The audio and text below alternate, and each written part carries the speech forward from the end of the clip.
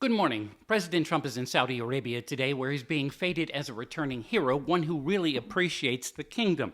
It's not surprising his first foreign visit is to the Gulf states, aside from a quick trip to the Pope's funeral. His first trip in his first term was to the Gulf states. And yesterday, the president spoke of the U.S.-China pullback on ultra-high tariffs, putting aside American worries about high prices and supply shortages, while throwing shade at China is desperately hurting. The relationship is very good. We're not looking to hurt China. China was being hurt very badly.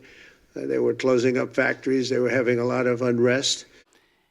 It's a 90-day pause that had stocks going way up. If no agreement is reached by then, Mr. Trump said he will likely raise tariffs again on Chinese goods, but probably not to 145%.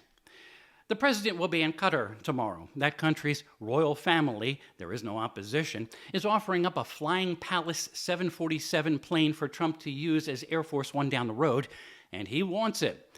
Pictures of it show a lot of gold accents.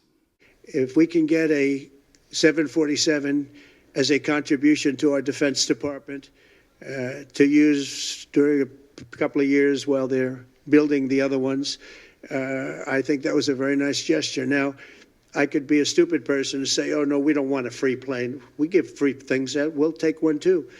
He wants us to believe the Qataris want nothing in return. The president has long complained about the current 747s and Boeing's delays in providing 2 new planes. Some Republican senators have spoken out against the idea. And then there's the emoluments clause of the Constitution that prevents a president from taking any major gift from a foreign government. But his way of trying to get around it is that the plane would go to the Air Force, even if he might be gifted it after he leaves office. On the Senate floor, Democratic leader Chuck Schumer. Without a shred of shame, Donald Trump will lecture families about putting up with higher prices that he himself triggered, and then accept a $400 million private jet from the Qatari royal family. His shameless self-enrichment is without equal in American history. You cannot think of another president who has been so brazen. Ever the politician, notice how in that first sentence, Schumer also brought up the worries about high tariffs.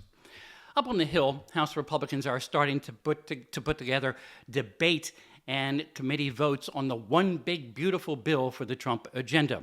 According to the Congress-centric Punchbowl News site, expanding and extending tax breaks could add somewhere around $5 trillion to the national debt over a decade, on top of the deficits that are already built in, unless massively offset. And for starters, the GOP plan is to start the Medicaid cuts at $700 billion and work from there. Now a bit of housekeeping. I'm having trouble figuring out if a few dozen subscribers out there are getting notifications when each video is posted in the morning.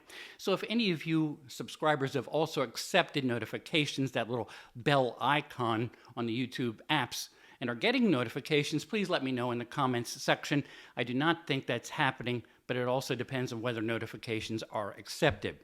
And as always, please pass along a link to this site to someone whom you think might like these quick morning messages. With ear on the White House, I'm Bob Costantini.